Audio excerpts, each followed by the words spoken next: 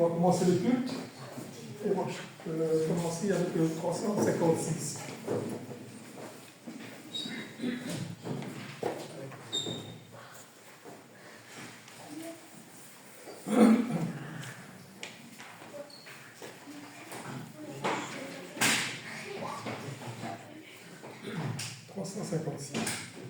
J'ai soif de ta présence, divin chef de ma foi, dans ma faiblesse immense, que ferais-je sans toi?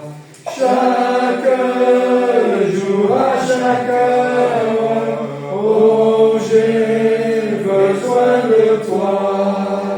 Viens Jésus et demeure auprès de moi. Les ennemis dans l'ombre rôdent autour de moi, accablés par le nombre, que ferais-je sans toi? Chaque jour, à chaque heure, oh, j'ai besoin de toi. Viens Jésus et demeure auprès de moi. Pendant les jours d'orage, d'obscurité, d'effroi, quand faiblit mon courage, que ferais-je sans toi? Chaque jour, à chaque heure, oh, j'ai besoin de toi. Viens Jésus et demeure auprès de moi. Oh Jésus, ta présence, c'est la vie et la paix dans la souffrance et la vie à jamais. Chaque jour, à chaque heure, oh, j'ai besoin de toi. Viens Jésus et demeure auprès de moi. Avant la lecture de 415.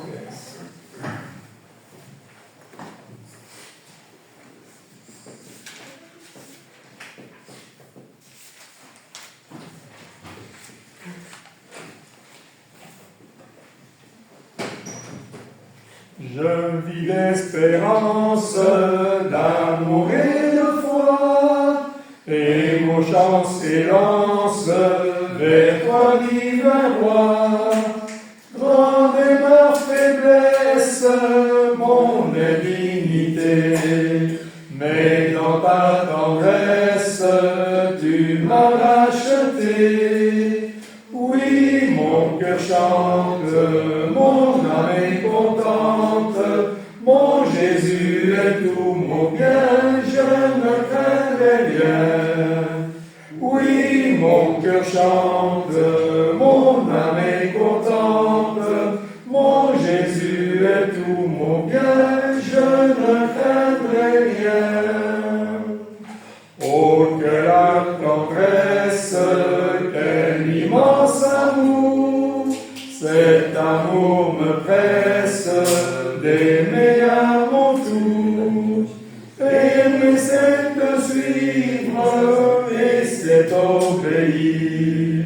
Aimer, oui, c'est vivre, et s'épanouir. Oui, mon cœur chante, mon âme est contente, mon Jésus est tout mon bien, je ne craindrai rien. Oui, mon mon cœur chante, mon âme est contente, mon Jésus est tout mon bien, je ne craindrai rien. Que le cœur en fête, la nuit et le jour, toujours je reflète son immense amour, l'amour qui rayonne, te gagnant les cœurs. Voilà la couronne au front des vainqueurs. Oui, mon cœur chante, mon âme est contente, mon Jésus est tout mon bien, je ne craindrai rien. Oui, mon cœur chante, mon âme est contente, mon Jésus est tout mon bien, je ne craindrai rien.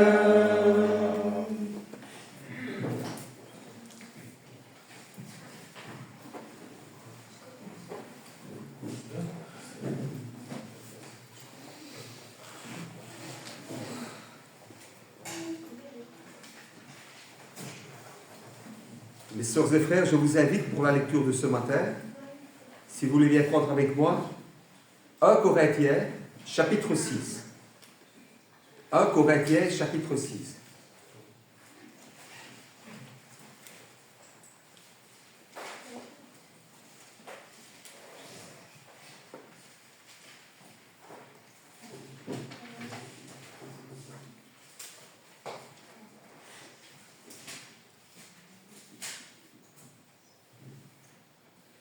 Quelques-uns de vous, lorsqu'il a un différend avec un autre, osent-ils plaider devant les injustes et non devant les saints?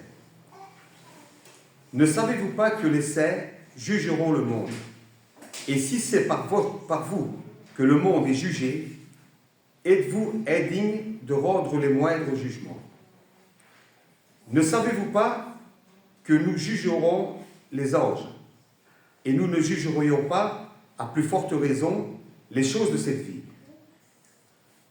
Quand donc vous avez des différends pour des choses de cette vie, ce sont des gens dont l'Église ne fait aucun cas que vous prenez pour juges. Je le dis à votre honte. Ainsi, il n'y a parmi vous pas un seul homme sage qui puisse prononcer entre ses frères.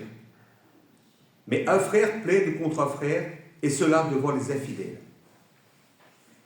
C'est déjà certes un défaut chez vous que d'avoir des procès les uns avec les autres. Pourquoi ne souffrez-vous pas plutôt quelques injustices? Pourquoi ne vous laissez-vous pas plutôt dépouiller? Mais c'est vous qui commettez l'injustice et qui dépouillez. Et c'est envers des frères que vous agissez de la sorte. Ne savez-vous pas que les injustes n'hériteront point le royaume de Dieu? Ne vous y trompez pas. Ni les impudiques, ni les idolâtres, ni les adultères, ni les efféminés, ni les infâmes, ni les voleurs, ni les cupides, ni les ivrognes, ni les outrageux, ni les ravisseurs n'hériteront le royaume de Dieu. Et c'est là ce que vous étiez, quelques-uns de vous. Mais vous avez été lavés, mais vous avez été sanctifiés, mais vous avez été justifiés au nom du Seigneur Jésus-Christ et par l'Esprit de notre Dieu. Tout m'est permis, mais tout n'est pas utile. Tout m'est permis, mais je ne me laisserai asservir par quoi que ce soit. Les aliments sont pour le ventre, et le ventre pour les aliments. Et Dieu détruira l'un comme l'autre. Mais le corps n'est pas pour l'impudicité, il est pour le Seigneur, et le Seigneur pour le corps. Et Dieu, qui a ressuscité le Seigneur, nous ressuscitera ainsi par sa puissance. Ne savez-vous pas que votre corps sont les membres de Christ? Prendrai-je donc les membres de Christ pour en faire les membres d'une prostituée? Loin de là. Ne savez-vous pas que celui qui s'attache à la prostituée est un seul corps avec elle?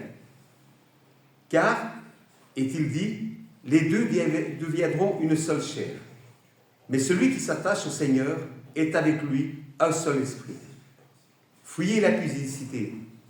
quelques autres péchés qu'un homme commette, ce péché est hors du corps. Mais celui qui se livre à l'impudicité pêche contre son propre corps.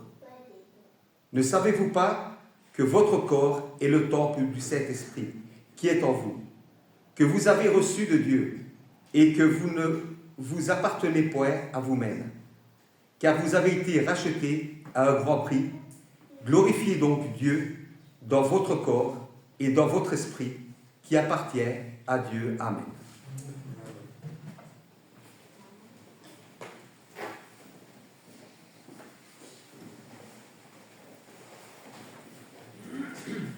On va chanter le 279.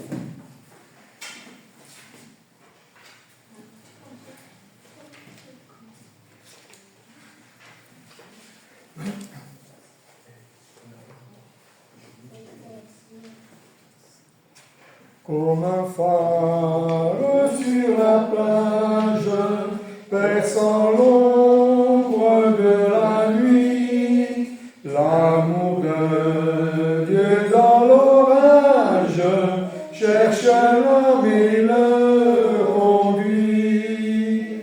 Ô Sauveur, que ta lumière resplendisse sur les flots, et vers le ciel qu'elle éclaire et sauve le matelot. Nulle étoile n'étincelle pour vous guider au nocher, qui gardera la nacelle des écueils et des rochers. Ô Sauveur, que ta lumière resplendisse sur les flots, et vers le ciel qu'elle éclaire et sauve le matelot. Dans la nuit qui m'environne de ton amour, ô Jésus, que par moi l'éclat rayonne aux yeux des marins perdus. Ô Sauveur, que ta lumière resplendisse sur les flots, et vers le ciel qu'elle éclaire et sauve le matelot. Avant le repas du Seigneur, on va chanter 228.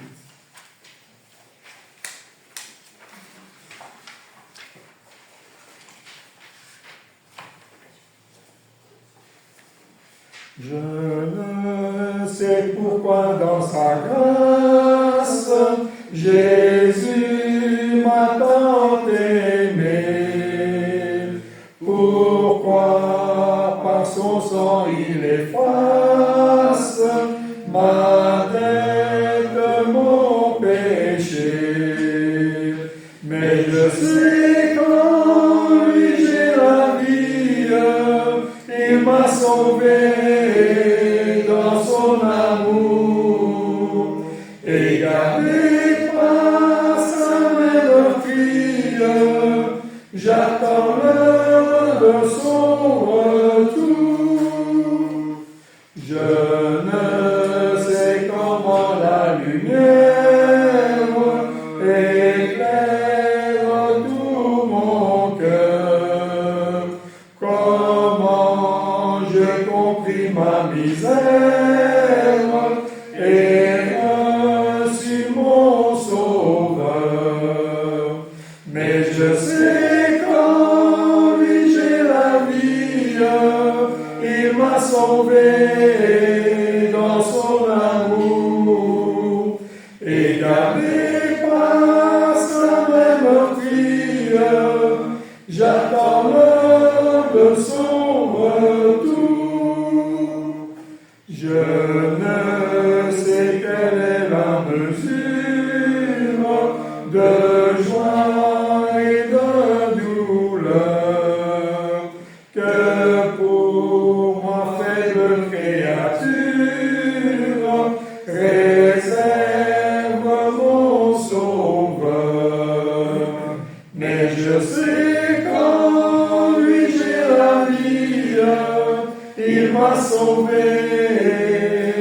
son amour. Et gardé par sa main meurtrière, j'attends l'heure de son retour. Je ne sais quand de la victoire le refrain sonnera, quand l'agneau l'époux dans sa gloire avec lui me prendra. Mais je sais qu'en lui j'ai la vie, il m'a sauvé dans son amour. Et gardé par sa main meurtrière, j'attends l'heure de son retour.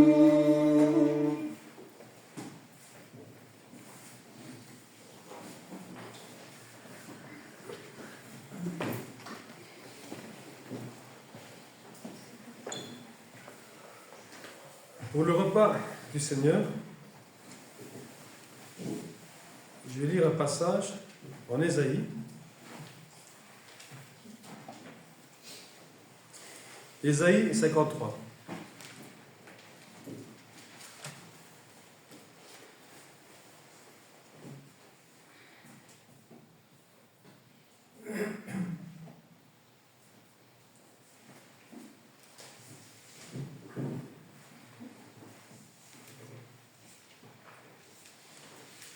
Qui a cru à ce qui nous est annoncé, qui a reconnu le bras de l'Éternel? Il s'était levé devant lui comme une faible plante, comme un rejeton qui sort d'une terre desséchée. Il n'avait ni beauté ni éclat pour attirer nos regards, et son aspect n'avait rien pour nous plaire. Méprisé et abandonné des hommes, homme de douleur et habitué à la souffrance, semblable à celui dont on détourne le visage, nous l'avons dédaigné, nous n'avons fait de lui aucun cas. Cependant, ce sont nos souffrances qu'il a portées, c'est de nos douleurs qu'il s'est chargé. Et nous l'avons considéré comme puni, frappé de Dieu et humilié. Mais il était blessé pour nos péchés, brisé pour nos iniquités. Le châtiment qui nous donne la paix est tombé sur lui. Et c'est par ses meurtrissures que nous sommes guéris. Nous étions tous errants comme des brebis, chacun suivait sa propre voie. Et l'Éternel a fait retomber sur lui l'iniquité de nous tous. Il a été maltraité et opprimé, il n'a point ouvert la bouche. Semblable à un agneau qu'on mène à la boucherie, à une brebis muette devant ceux qui l'attendent. Il n'a point ouvert la bouche. Il a été enlevé par l'angoisse et le châtiment. Et parmi ceux de sa génération, qui a cru qu'il était retranché de la terre des vivants et frappé pour les péchés de mon peuple? On a mis son sépulcre parmi les méchants, son tombeau avec le riche. Quoiqu'il n'eût point commis de violence et qu'il n'eût point eu de fraude dans sa bouche, il a plu à l'Éternel de le briser par la souffrance. Après avoir livré sa vie en sacrifice pour le péché, il verra une postérité et prolongera ses jours. Et l'œuvre de l'Éternel prospérera entre ses mains. À cause du travail de son âme, il rassasiera ses regards. Par sa connaissance, mon serviteur juste justifiera beaucoup d'hommes et se chargera de leurs iniquités.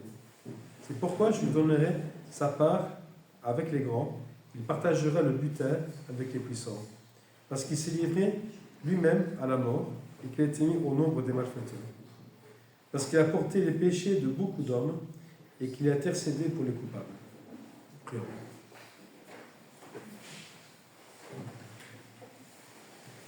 Père éternel, nous voulons Tout-Puissant, avant toute chose, Père, te remercier ici pour ce repas que nous prenons la mémoire de ton Fils Jésus-Christ. Car Seigneur, tu nous as tant aimés au point d'envoyer ton Fils Jésus-Christ. Et pourtant, Père, nous étions rebelles, nous étions méchants, moqueurs. Pardonne-nous, Père, si des fois encore nous le sommes aujourd'hui. T'es-tu aussi? Pardonne-nous, Père, car c'est par amour que tu nous as tant aimés, Seigneur, au point d'envoyer ton Fils Jésus-Christ. Et ton Fils a subi beaucoup de choses, Seigneur. Il a souffert. Car non seulement il est venu pour chacun de nous, Père, il est mort pour nous tous, mais en plus de ça, les gens l'ont rejeté. Que nous puissions, à travers ce repas, nous rappeler, Père, que ton Fils a subi et a souffert beaucoup de choses, Père. à cause de nous, à cause de nos péchés, Père. Que nous puissions nous rappeler, Père, que c'est ce Père qui présente son corps qui a été blessé et cloué sur une croix pour chacun de nous. Que nous puissions prendre ce repas avec discernement, Père, et nous rappeler, Père, que ce sont nos fautes qui ont porté à ce crime. Merci encore une fois de plus pour ce repas que nous prenons en sa mémoire et pour ce Père qui représente le corps de ton Fils Jésus-Christ. C'est en son glorieux Père que nous voulons te prier et te remercier. Amen. Amen.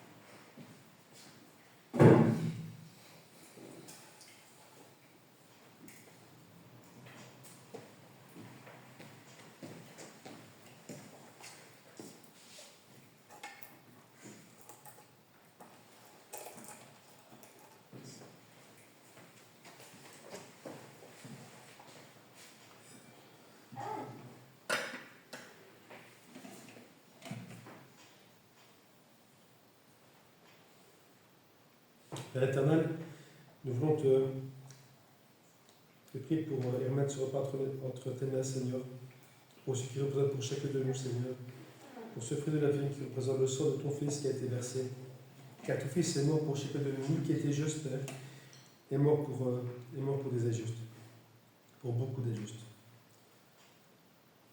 Père, pardonne-nous, Père, que nous puissions nous remettre en question chaque jour que tu fais. Maintenant, encore plus à travers ce repas, Seigneur, car c'est ce repas qui nous rappelle que ton Fils est mort à cause de nos fautes, Père, que nous puissions venir à toi de cœur sincère, te demander pardon, Seigneur. Mais encore pour cet amour insondable qu'à travers ton Fils Jésus-Christ nous a témoigné, Seigneur. Que ce repas, Père, puisse nous Père, que ton Fils est mort à cause de nos fautes, et merci encore pour ce repas que nous prenons à sa mémoire, pour ce fruit de la vie qui nous donne son sang, le sang de ton Fils qui a été versé. Merci, Père. Et sans son Fils Jésus-Christ, nous voulons te prier et te remercier. Amen. Amen.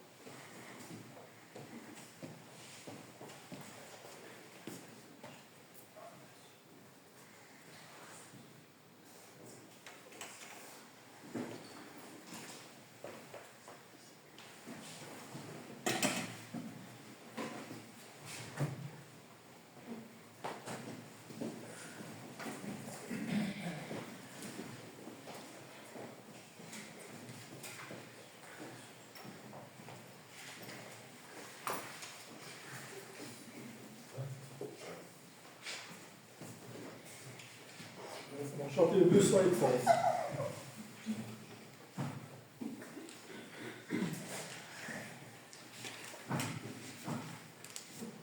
Seigneur, sur ton autel, je te sacrifie mon pauvre cœur mortel, mes biens et ma vie, sans souci, sans remords, j'y mets mon propre corps, mes succès, mes efforts, je te les confie. Je veux t'offrir un don, mon Dieu, que sera-ce? Ah, que t'offrira-t-on qui soit efficace? Prends-moi, prends dès ce jour mon être, mon amour. Je ne cherche en retour que ta sainte grâce. Si j'offre tous mes biens, tout ce que je gère, ils sont déjà les tiens, l'offrande est légère. Mon Dieu, tout est à toi, que t'offriront, grand roi. Je suis peu, mais prends-moi, je t'aime, mon Père. Pour l'exhortation, le 247.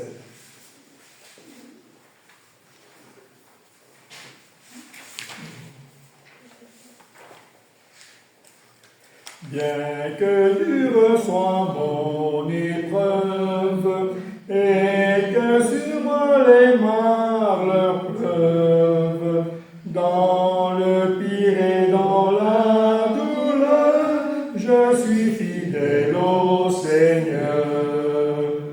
Je lui resterai fidèle, son nom est fidélité. Car c'est sa volonté que dans l'adversité, je me cache sous son aile. Bien que le temps passe sans cesse, m'attaque et me mette en détresse, quoi qu'il ait parfois le dessus, je suis fidèle à Jésus. Je lui resterai fidèle, son nom est fidélité, car c'est sa volonté que dans l'adversité, je me cache sous son aile.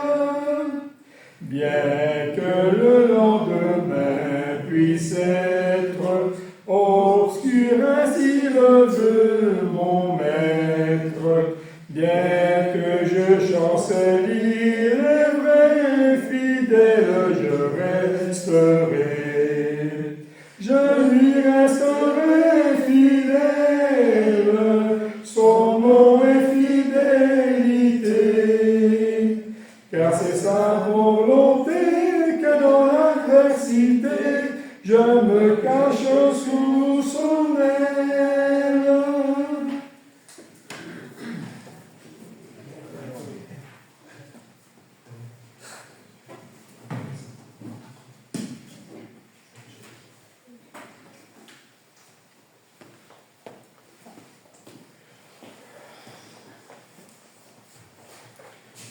Est-ce qu'il y a des annonces? La semaine prochaine, c'est les rotations. Donc, On n'aura pas le repas qui est ouais, prévu. c'est un peu compliqué avec le repas, je pense, parce qu'il y aura qui votera après, qui votera avant. Donc on le fera alors c'est reporté au premier dimanche du mois de novembre. Alors, du coup. John, Bright aussi, il est malade. Ah, Bright. grave ou ça va? C'est pas très bien. C'est pas très bon? Brent. Bright. C'est Brent qui est parti en Allemagne. Hambourg, en Allemagne. Il faut prier pour. Ok. Rosac est un peu refroidi. C'est pour ça qu'elle n'est pas là. Et sinon, ça n'a plus de nouvelles. Ok. Pour la présentation de ce matin, j'ai voulu, pour une fois, je prends chaque fois un cas, à ne pas prendre la Bible comme exemple, mais cette fois, je prends mon cas à moi. Alors, une expérience personnelle qui m'est arrivée, c'était cette semaine, où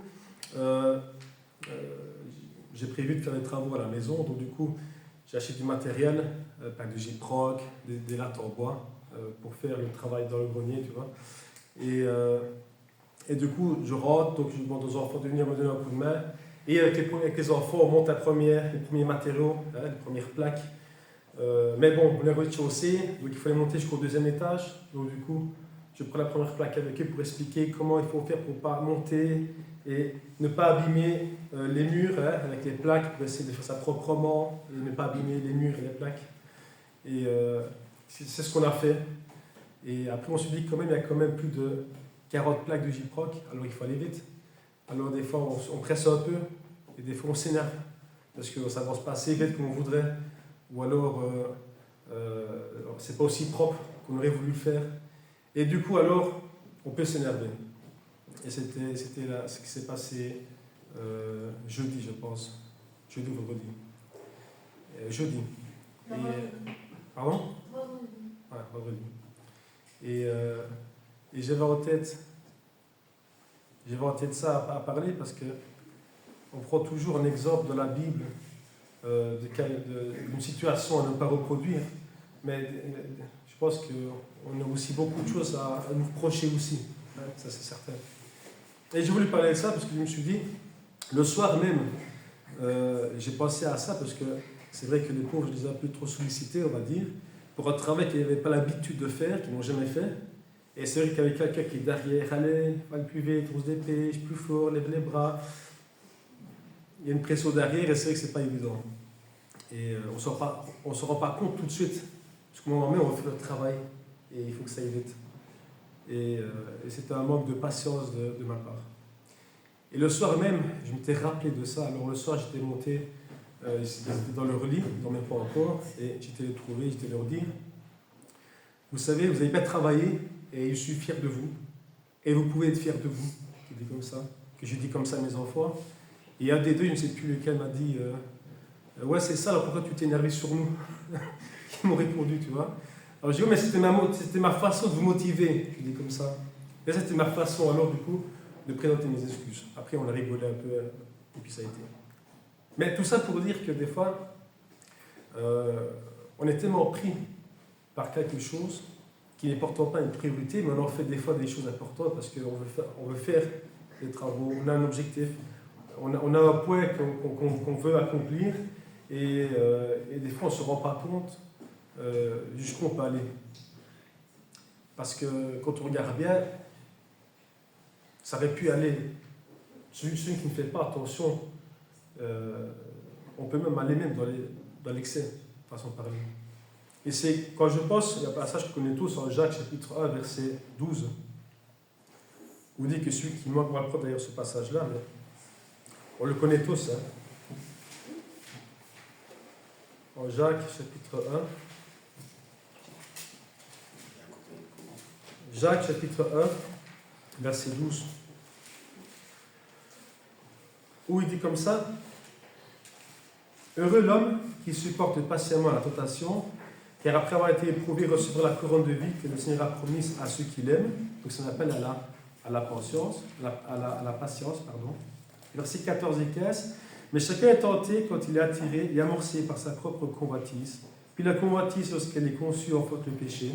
Et le péché étant consommé, produit la mort. » Tout ça pour dire qu'en général, quand on manque de patience, en tout cas dans mon cas à moi, il n'y a pas que la patience le manque de patience qu'il y a. Parce qu'avec le manque de patience, qu'est-ce qu'il y a après? On commence à s'énerver. Et ça, c'est pas bon non plus. La colère. Et tout ça, à la fin du compte, pourquoi? Pour aller un peu plus vite. Est-ce que c'était quelque chose forcément qui devait être important à faire? Je ne pense pas. Pas à ce point-là, en tout cas, pas dans ces conditions-là. Mais des fois, on ne se rend pas compte et des fois, on perd de patience. C'est quand on manque de patience qu'on ne pense pas à être patient, malheureusement. Il faudrait y penser avant de perdre patience. Ça nous empêcherait de perdre patience.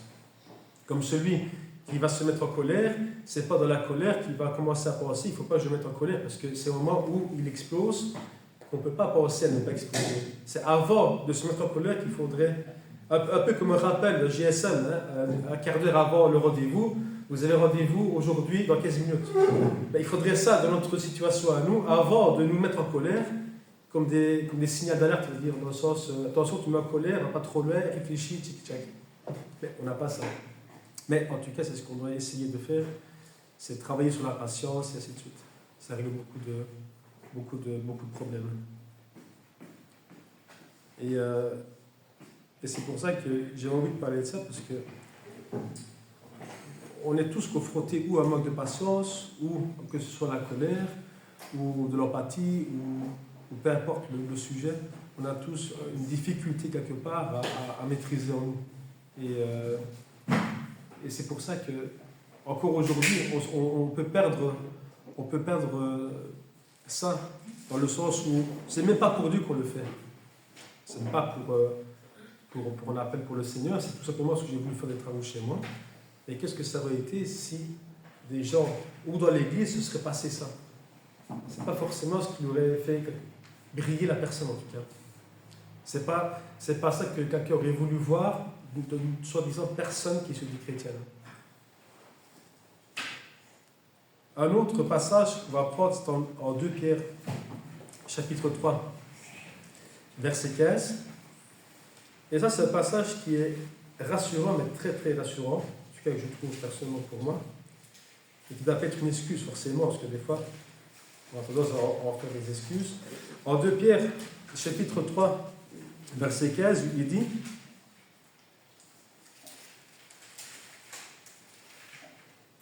croyez que la patience de notre Seigneur est votre salut.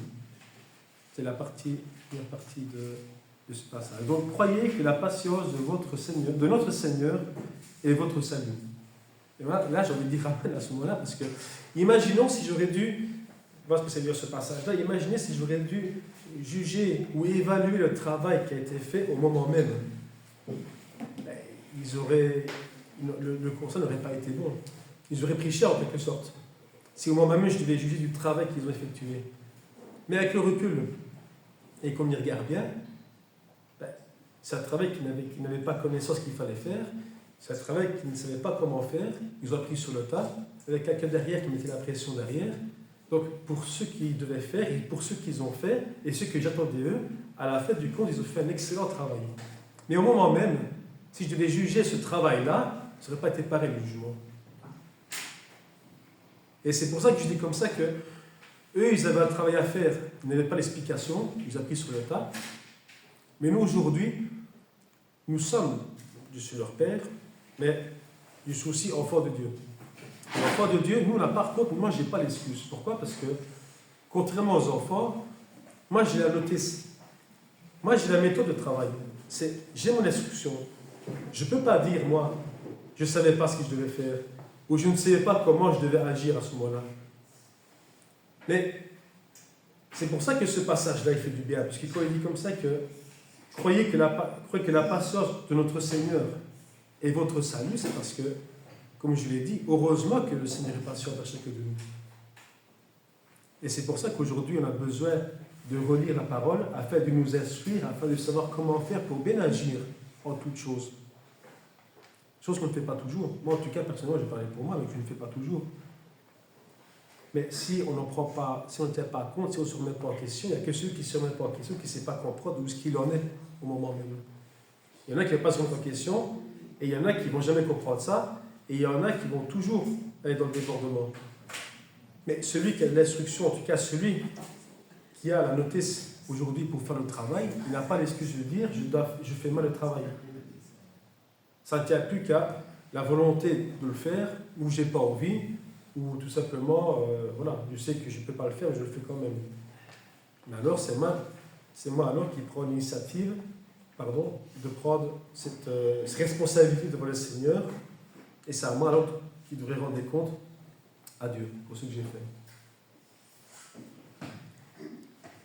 Et encore, ça c'était pour un travail, comme on a dit tantôt, comme un grain de sable dans l'océan, ça ne méritait même pas de l'importance. Mais aujourd'hui, c'est un trait de caractère que pour un grain de sable, ça a révélé quelque chose qu'il ne devait pas avoir. Et c'est ça que je voulais un peu relever ce matin, dans le sens où ça peut arriver n'importe comment. Ça peut arriver n'importe comment, ou il n'y a pas. C'est vrai ce que tu dis, mais la colère, c'est quelque chose d'impulsif, c'est pas quelque chose de réfléchi. C'est quelque chose qui vient, à un moment donné, je m'énerve. Ouais. C'est pas que je vais m'énerver. Je m'énerve. La différence, c'est que quand je me suis énervé, quand tu as dit tantôt, toi, quand tu avais fait tes enfants, c'est que tu as reconnu que tu avais quelque chose de pas bien, et que je me suis énervé contre mes enfants. Et là, je le regrette. Parce que Par contre, il y en a qui sont en colère et qui restent dans leur colère. Ça, c'est un mauvais colère, je vais dire. Ouais. Mais la colère qu'on peut avoir, c'est quelque chose qui vient d'un coup qui n'est pas réfléchi, c'est pas quelque chose de volontaire, c'est pas quelque chose de prémédité. Ce qui compte, c'est que tu sois après, tu regrettes ce que tu as fait. Voilà, je crois que c'est le... Se remettre en question. Voilà. Je peux. Oui, Parce que vas-y. C'est une étude. J'avais pris sur tous les jours, j'ai un verset. Ouais. Et vendredi, j'ai eu un verset ici. Et il est dit dans Proverbe 14, chapitre 14, verset 29, celui qui est lent à la colère fait preuve d'une grande intelligence, tandis que celui qui s'énerve facilement proclame sa folie. En Proverbe. Mais c'est vrai. C'est pas, pour une fois, c'est pas évident de faire. C'est un peu tous ces traits-là, c'est tout ce qui appartient encore à notre ancienne nature, on va dire. On a chacun un tempérament. Voilà. On a chacun, on peut dire ce qu'on veut, mais on a chacun ça... de nous qui est né avec un tempérament calme, qui est né avec un tempérament qui a grandi avec un papa hyper nerveux, c'était le cas de mon papa, très brave personne, en parenthèse, mais il criait tout le temps. Et quand un enfant grandit avec ça, des fois, il a tendance aussi à recopier un petit peu. Ouais, Hein? Moi, je me souviens, mon papa, il ne m'a jamais mis une fessée ou jamais. Pourtant, j'ai fait quelques bêtises, mais là, par contre, il criait tout le temps. Et, voilà, moi, j'ai fait ça aussi dans soi, mais il y a des gens, c'est le tempérament qui est comme ça. Donc, une personne, donc celui qui a un tempérament qui est plus vite colérique, il a plus de travail que celui qui est à l'église et qui a un tempérament calme. Ah ouais.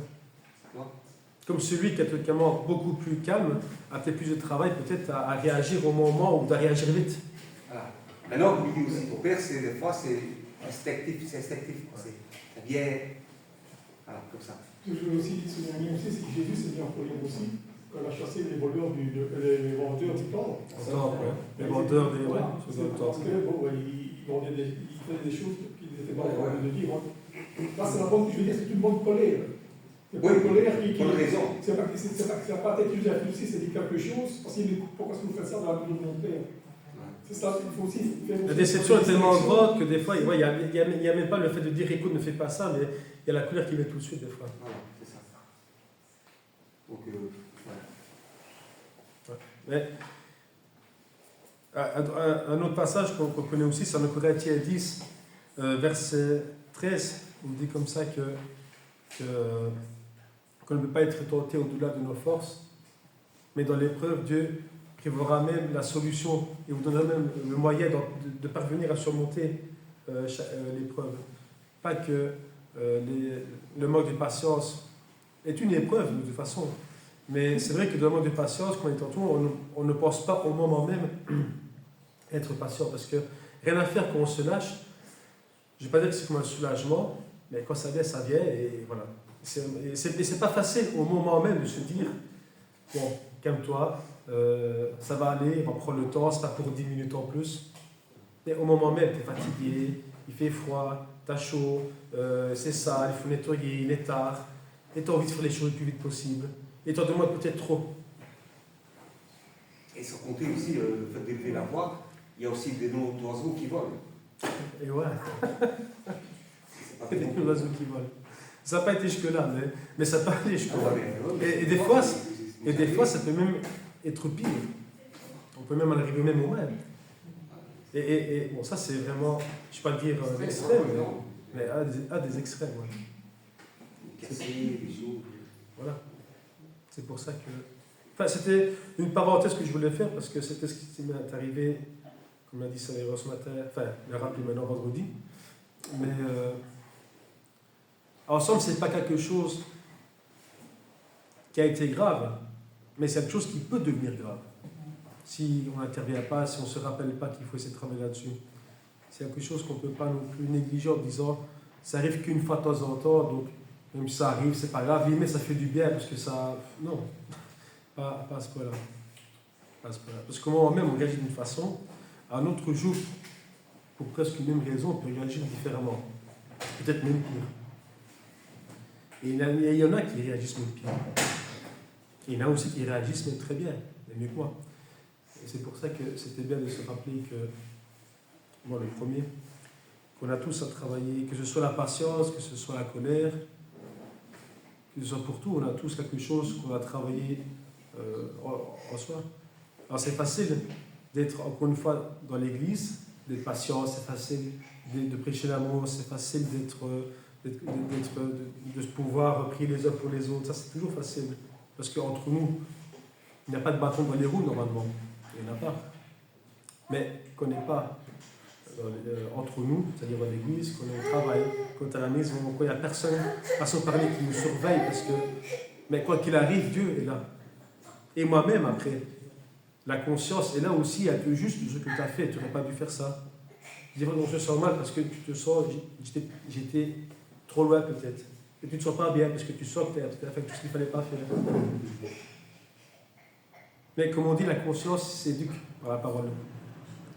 Là, c'est cette parole-là qui nous instruit. Maintenant, c'est à nous aussi de nous rapprocher de ça, afin d'essayer d'avoir les meilleurs, essayer d'avoir les meilleurs réflexes, acquérir les meilleurs réflexes possibles, et abandonner ceux qu'on avait qui ne sont pas forcément bons, qui sont bons là-bas, tant mieux, mais s'ils ne sont pas bons, et essayer d'acquérir des nouveaux réflexes, afin d'essayer de nous rapprocher de ce que la volonté de Dieu. Pas parce que c'est écrit aussi dans la parole de Dieu, mais aussi parce que c'est aussi pour notre bien, tout simplement. On n'a pas explosé comme ça pour des grains de sable, on va dire, pour des brindilles, comme certains appellent. Donc voilà, c'est un petit sujet sur une petite réflexion, on va dire, toute petite réflexion sur le thème de la patience, parce que c'est vrai qu'on a tous besoin, surtout dans les temps pour moi où aujourd'hui, nous, on a été patients pour pas beaucoup de choses. Certains sont en guerre partout dans le monde. Eux, ont besoin d'avoir peut-être plus de patience car ça ne peut-être pas comment ça va se terminer. Il y a des gens qui sont en otage. Il y en a qui sont partout dans le monde, qui sont dans la pauvreté, qui sont malades. Et c'est pas évident de patienter quand tu es malade. C'est pas évident de patienter quand on a un travail qu'on n'a pas, ou alors que on a toutes des mauvaises nouvelles qui tombent l'un après l'autre. C'est à ce moment-là qu'il faut patienter, et c'est à ce moment-là qu'il faut être fort pour se dire je remets tout entre les mains du Seigneur. Mais certains peuvent baisser les bras, certains peuvent abandonner le Seigneur à cause de ça. Mais comme on dit, Dieu ne tarde pas dans son accomplissement, et si on peut tout remettre dans les mains de Dieu, ce que des fois on néglige un peu ou qu'on ne fait pas, c'est sûr que ce n'est pas la volonté de Dieu qu'on fait. Et c'est pas en faisant les choses des fois soi-même qu'on peut mieux les faire aussi. Donc des fois, faire confiance en Dieu, prier aussi pour chacun de nous afin qu'on puisse, là où quelqu'un a un défaut, quelqu'un a un manque de patience ou d'assurance, de confiance ou un manque peu importe son défaut, c'est bien qu'on puisse prier les uns pour les autres pour pouvoir un peu aussi nous-mêmes nous encourager à prier les uns pour les autres, parce que celui qui prie, il peut prier le Seigneur pour une faiblesse qu'il a, mais quand il sait que tout le monde prie avec lui, c'est un peu plus encourageant, en quelque sorte. Et il est dit d'ailleurs, hein, il est dit, priez les uns pour les autres, priez sans cesse. La Thessaloniciens, chapitre 5, verset 16 ou 17, je crois, qui dit ça. Merci.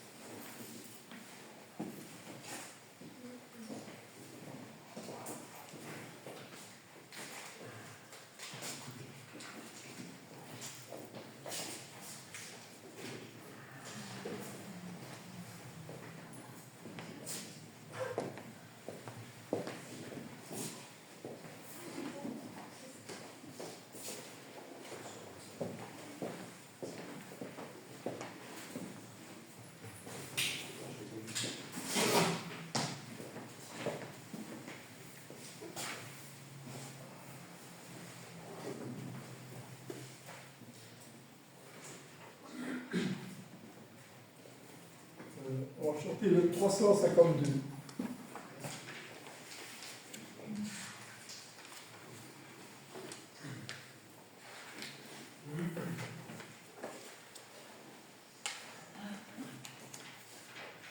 Grandis en moi, Seigneur, et que je diminue, c'est là tout mon souhait.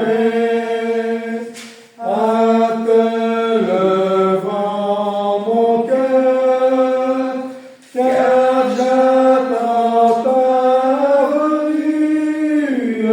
Bientôt tu reviendras, glorieux sur la nuit, et je veux être prêt, présent te rencontrer, mon sauveur adorable, parfait en sainteté, aucun ravissement, quelle joie ineffable, quand ton disciple enfin te sera fait semblable, contemplant ta bonté. Bonté de Jésus-Christ, perfection divine, je louerai donc un jour pour la gloire à venir. Au ciel il me destine, j'accepterai joyeux la sainte discipline qu'exerce un Dieu d'amour.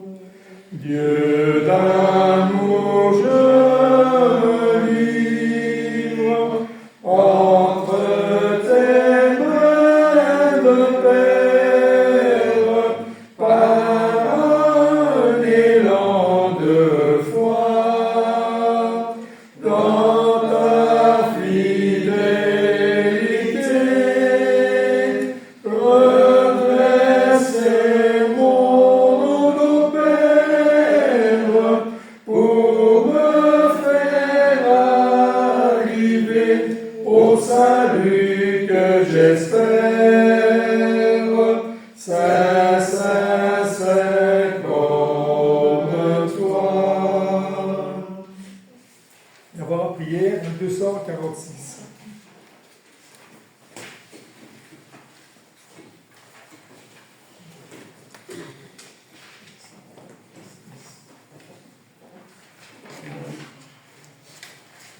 La voix du Seigneur m'appelle, prends ta croix et viens, suis-moi.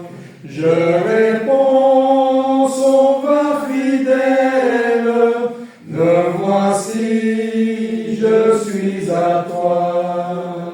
Jusqu'au bout, je veux te suivre dans les bons, les mauvais jours. À toi pour mourir et vivre, à toi Jésus pour toujours.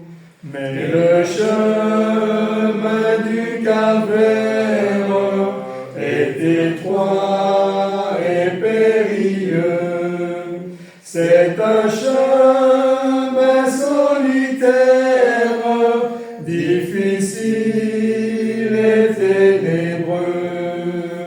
Jusqu'au bout, je veux te suivre dans les bons, les mauvais jours.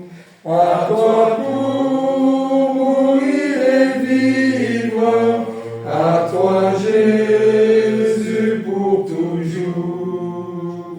Il faut quitter ce qu'on aime, savoir être mal jugé, endurer l'injure même du monde être méprisé. Jusqu'au bout, je veux te suivre dans les bons, les mauvais jours. À toi pour mourir et vivre, à toi Jésus pour toujours.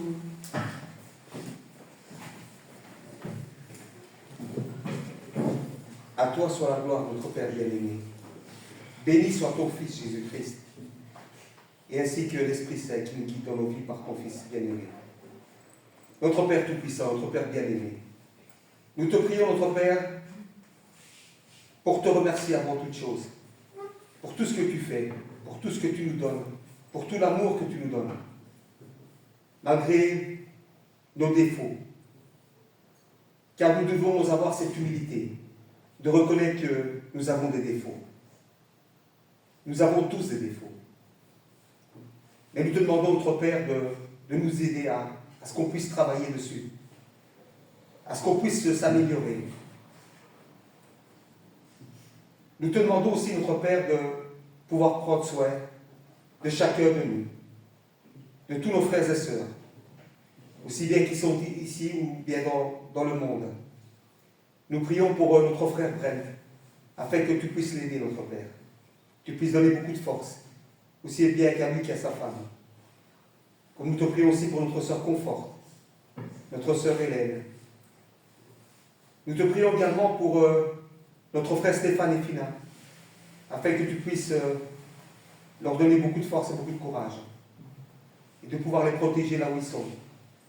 Nous prions également pour leurs neveux, afin qu'ils puissent s'en sortir, notre Père. Nous avons confiance en toi. Que ta volonté soit faite. Nous te prions aussi pour nos proches. Nous avons chacun d'entre nous des proches qui sont malades, ou bien qui souffrent. Nous te demandons de prendre soin d'eux. Nous te prions aussi pour ces enfants qui souffrent dans le monde, avec ces guerres. Nous te demandons, notre Père, afin que cette guerre qui se passe dans le Moyen-Orient, ça puisse s'arrêter, notre Père. Que ça ne prenne pas de l'ampleur. Nous te demandons, notre Père, nous te prions pour tous ces enfants qui souffrent à cause de ces armes. Nous te prions pour les personnes âgées, les personnes handicapées qui souffrent également, qui sont aussi bien dans cette guerre, ou qui sont dans le monde, qui souffrent de la famine. Nous te demandons de prendre soin d'eux, notre Père. Nous te remercions, notre Père, pour ce culte que nous t'avons offert, pour ce partage du repas en mémoire de ton Fils Jésus-Christ. Merci, notre Père, pour ta miséricorde, pour ta patience, pour ton amour et ta grâce. À toi soit la gloire, notre Père bien-aimé. Et c'est au nom de ton Fils unique que nous te remercions. Amen. Amen.